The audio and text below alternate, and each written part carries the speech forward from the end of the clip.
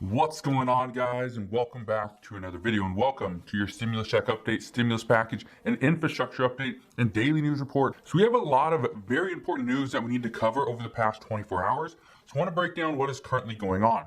First, yesterday, President Biden, he held 3 different meetings in the White House. One was with Speaker Pelosi and Chuck Schumer. The other one was with a group of 11 moderates in the House and the Senate. And the other final meeting was actually with progressives. I'll break down what was said in that meeting in just a minute. We also know key lawmakers are now saying that Democrats don't have the time to do a budget reconciliation bill to increase the debt ceiling, which is causing a lot of issues because previously they thought they did have the time. The House GOP is now planning on whipping votes against the bipartisan infrastructure bill to avoid spending $5 trillion in socialist spending.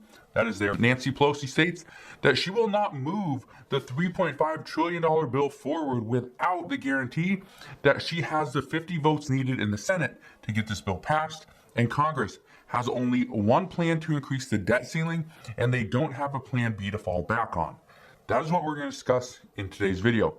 First, I just want to address as far as stimulus checks, because I keep getting this question. If we see the $3.5 trillion infrastructure bill kind of, go by the wayside, it goes away.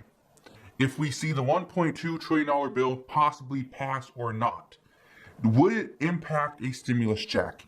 Here's what we know. According to experts, the $1.2 trillion infrastructure bill and the $3.5 trillion Build Back Better Act, which I'll address why they're calling it that in a minute, but if either one of those doesn't pass, it doesn't actually impact a stimulus check.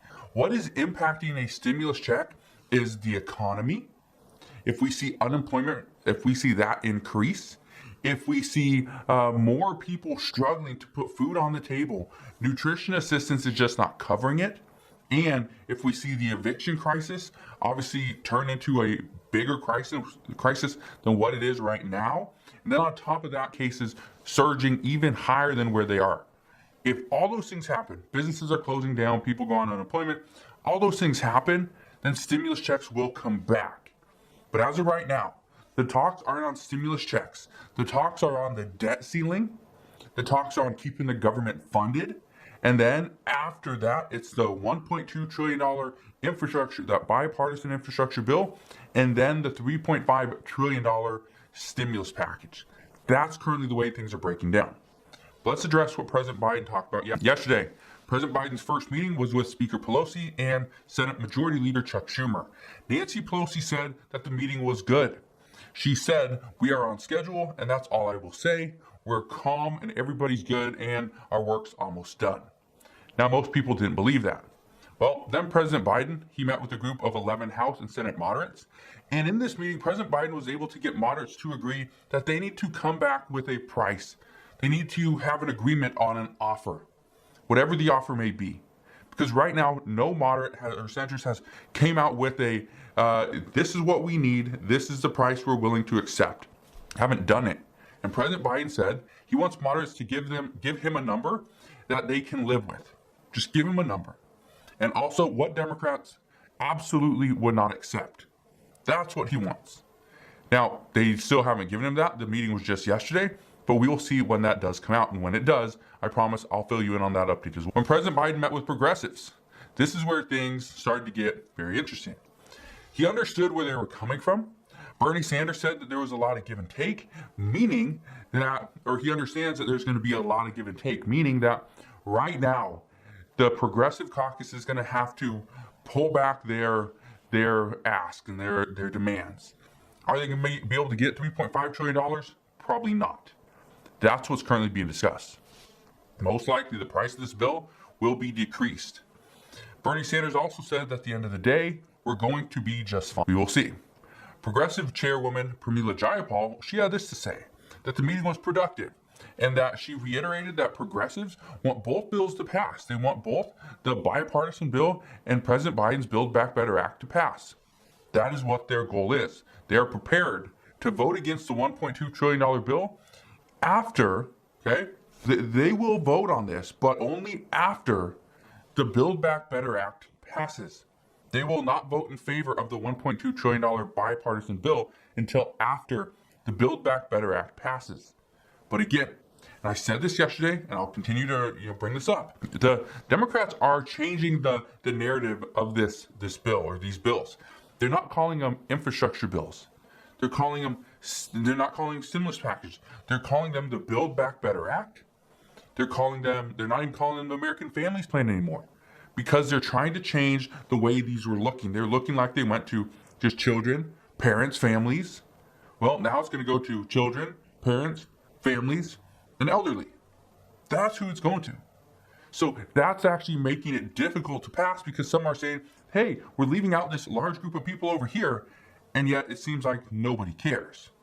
So that's why they're changing what they're calling this at this time, at least according to reports. And as I mentioned yesterday, okay, the House Budget Committee Chairman, John Yarmuth, he is saying that his staff experts are telling him that there's not enough time between now and when the U.S. is expected to default on their debts and run out of money. That's expected to be October 20th. That was 4 weeks from yesterday, not today. It is expected to take about 3 to 4 weeks to pass a budget reconciliation bill for a debt ceiling increase. So there's no way they could do this. But there would have been time if Democrats were to do this, take care of business before they went on recess for 4 to 5 weeks. But that's not what happened. They went on recess, they went on vacation, they didn't deal with the business at hand. And now they must figure out a way to raise the debt ceiling. Experts anticipate the only way they can do this is by Democrats will have to give in to Republicans' demands. They will have to lower the cost of the $3.5 trillion infrastructure or stimulus package in order to get 10 Republicans to vote in favor of raising the debt ceiling a small amount. That's what we're hearing. That now Democrats will have to work with Republicans. And we'll see how that goes. But after a month of back and forth, Republicans are now seeing that Democrats are set on tying the two bills together. And the House Minority Leader, Kevin McCarthy, he plans on whipping the GOP votes to go against the bill. Now, the House Minority Whip, Steve Scalise, his office actually said this, and I quote, It's now clear that the tax and spend reconciliation bill and the Senate infrastructure bill are inextricably linked. Therefore, we will be whipping against both measures in an effort to stop Democrats from enacting $5 trillion in socialist spending. Now, the House doesn't need any Republican votes. The House just needs to make sure they do not lose more than 3 Democratic votes and the bill will pass. But if the House GOP, if they're whipping votes to go against the bipartisan bill, this could actually turn the Senate GOP against the bipartisan bill as well. Well, if the GOP in the Senate, if they don't have the 17 or 18 votes that they had previously, and let's say they have 0 or maybe only 5 or 6, the bill will not pass. It needs 10 Republican votes as well as all 50 Democratic votes in order to get the bill passed through the Senate. Or else it just won't pass. It will die in the Senate.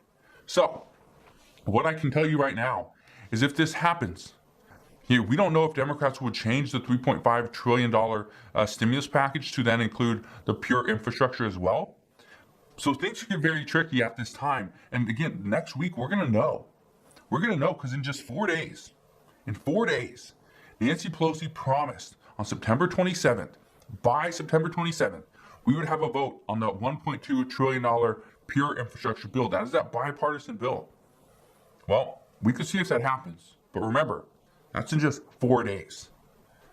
And the other day, Nancy Pelosi stated that she will not put the $3.5 trillion bill on the floor of the House until she's guaranteed that the bill is also going to pass through the Senate. And right now, they do not have the numbers.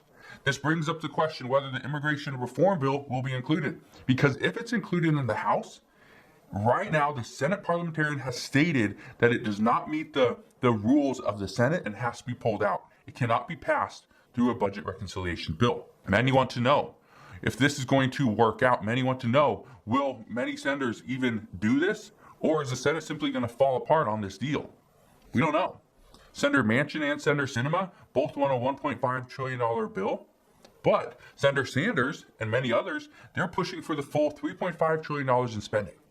So right now, all senators are pretty much going about this the wrong way. They're trying to do this on their own. The problem is they cannot pass this on their own. They need every Democratic senator on board, or they need to figure out a way to get more Republicans on board.